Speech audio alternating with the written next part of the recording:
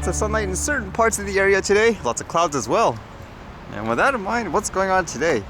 Sounds like there was an airport that got shut down due to alleged, drone activity. This one says, ministers condemn unacceptable drone activity at Dublin Airport. Transport Minister Eamon Ryan has met with representatives of Dublin Airport operator DA and Garda Síochána to discuss incidents involving drones over the past few days.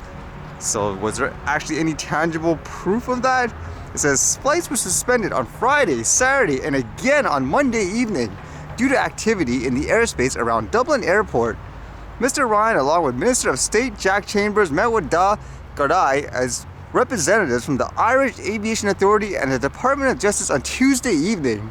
They will be briefed on the incidents in question and will hear about the ongoing efforts to address the use of drones in the vicinity of the airport. And they mentioned how it's illegal to fly a drone within 5 kilometers of the airport, saying how dangerous it is. And at the same time, it's created so much chaos.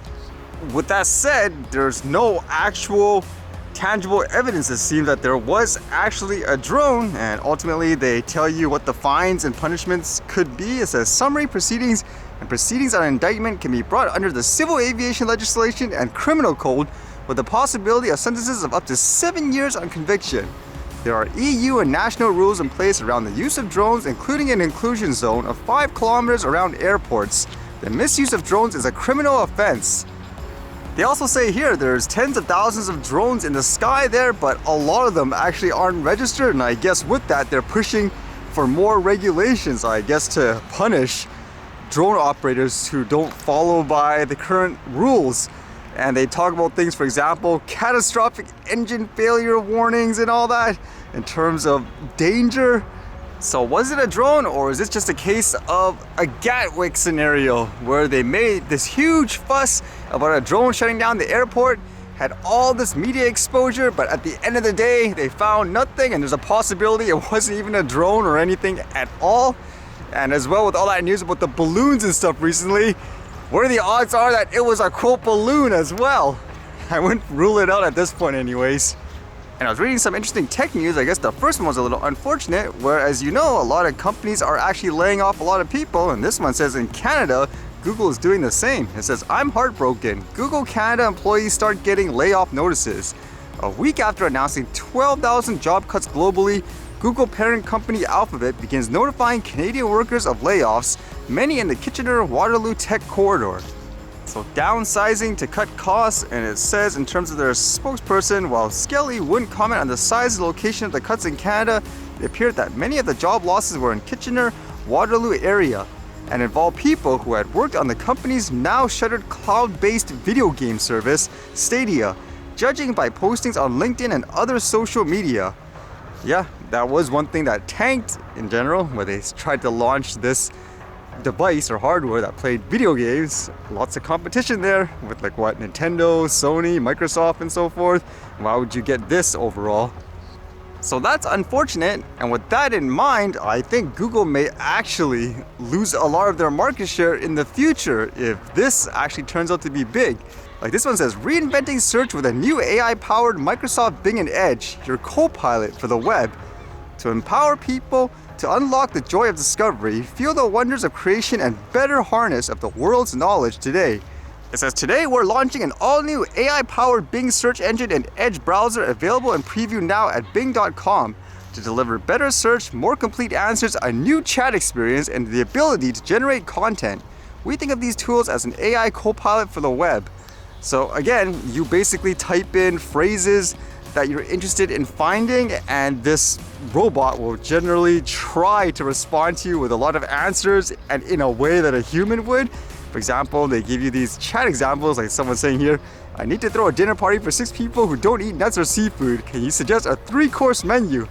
And then it gives you the replies and stuff here. Actually, this thing might be big, and I wouldn't be surprised if this catches on and at the same time takes away Google's market share. People always say, oh, impossible, these companies will go down and all that. That's all it really takes is one huge innovation. I wouldn't be surprised if this happens.